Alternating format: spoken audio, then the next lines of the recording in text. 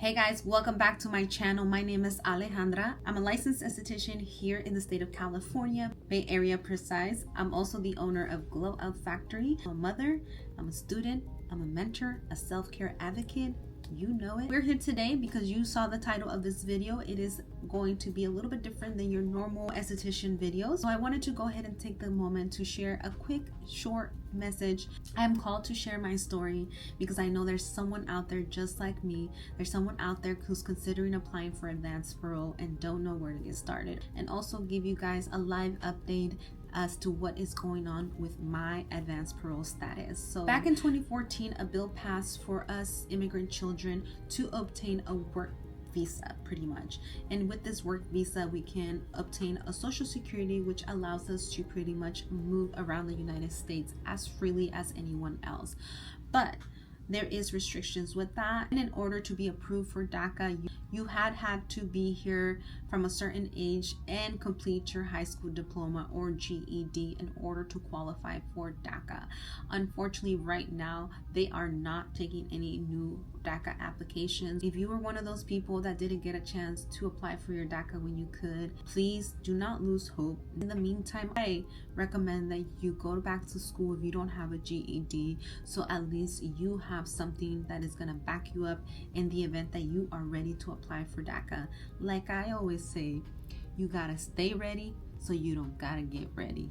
So with your DACA, you pretty much have access to move around the United States just like anybody else. You are under a work visa, which allows you to work, go to school, build a business if you want to. You cannot leave the country. You can ask to leave the country with something called advanced parole. For advanced parole, you can travel for those things which are typically work, school, or humanitarian reasons. And humanitarian reasons are obviously medical conditions, visiting a family member that's sick, or there's been a death in the family.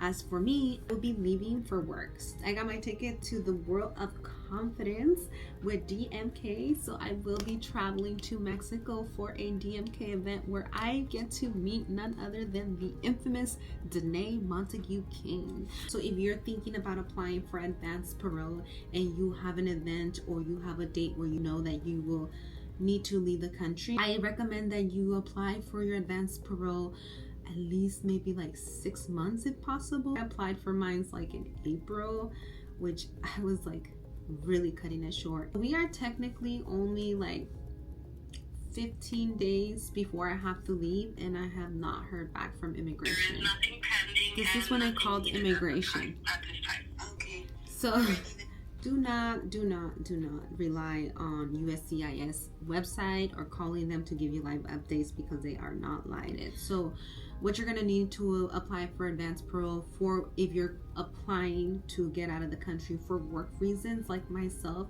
you're going to need the ticket, the event ticket already purchased, and show that there's an event happening. Obviously, you're gonna write a letter stating why you deserve to go, and of course you're gonna have to pay the application fee, which is currently $630 for this application. If you're doing this on your own, which I don't recommend, my lawyer fees were about $3,000. It's just pretty much for me to hire them, for them to fill out my application, especially right now, because since I don't have my answer yet, and we are again only about 2 weeks away, I will have my attorney request an emergency hearing. So I will walk you guys through that process too. And it's pretty nerve-wracking to know that you still don't have an answer and you're only 2 weeks away from having to leave the country. So in order to prepare for this potential trip, just make sure that you have all your ducks in a row.